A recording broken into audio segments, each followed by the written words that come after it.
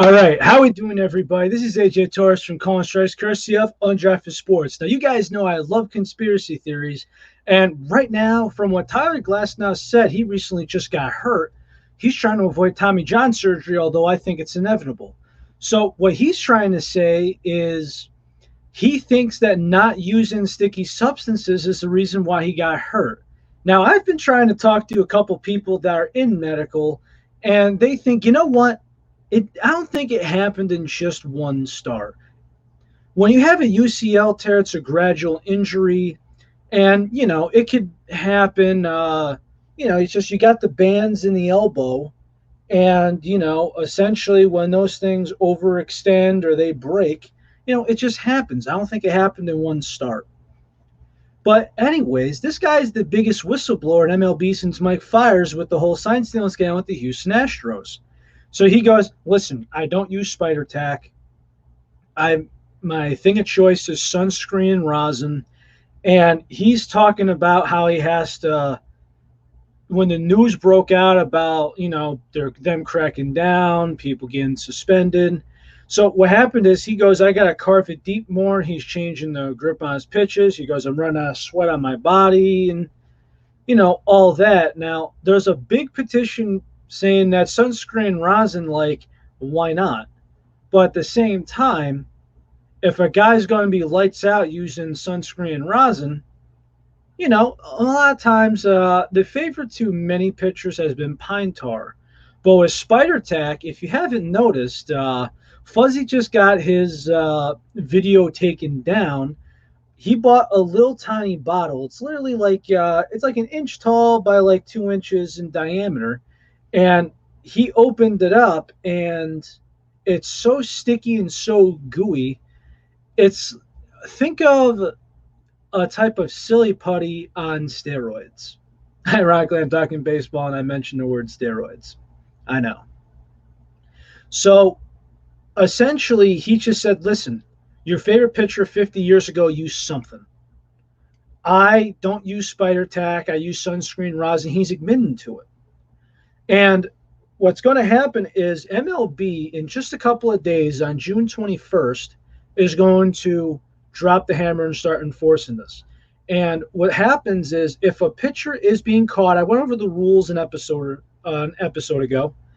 And what happens is the consequences, cut and dry, would be 10 games, which would be 2 starts if you're a starting pitcher, with pay. The reason why it's with pay is otherwise you wouldn't be able to get this rule, basically through fast enough, because this would conclude with the players union being like, oh, how are you going to not pay our guys? And what are you doing here? Again, the whole debacle with the Astros not getting suspended. And I'm just kind of thinking to myself, can't we all just get along?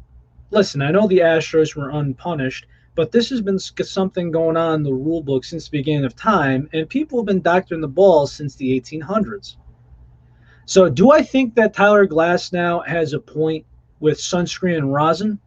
I want to do a little bit more research before I go into it. I'm going to try and see if I could get a sunscreen of my choice, and I'm going to see if I could get the rosin bag and just patch it on my elbow. And obviously, I'll be on camera here with everybody, but I will go from there. But as far as him being hurt and it being solely because of his start against the Nationals, not using anything, I honestly don't know. But do I think that there's more to come with certain pitchers to really put up or shut up? Yes. Do I think Garrett Cole, being a Yankee fan, is one of them? Yes. Do I think that's going to be other pitchers, including Scherzer, including I mean, there's an abundance of names. They're just naming the top pitchers that are ones that are getting paid the most. But there's going to be something coming soon, and it's going to be very interesting because in baseball, it typically polices itself. But if you did not hear Tyler Glasnow's Zoom interview, it is very interesting. Great point of view. And I'm so glad that he went off. And you know what? I think we could all get along, and I think we could find some middle ground at some point. But right now, with offense at an all-time low, with strikeouts and what some people think is mediocre pitchers doing well, it had to end somewhere. It kind of goes like this: one guy will use something to his advantage, and who takes it too far? Do I have a problem with somebody using pine tar? Just for a little grip, not really. But then when you're trying to super glue your fingers to the ball and your lights out, obviously that's going too far. And mind you, Spire Tack is not an illegal substance. It is not something that you could, you got to find a certain type of person to buy. You could buy Spire Tack.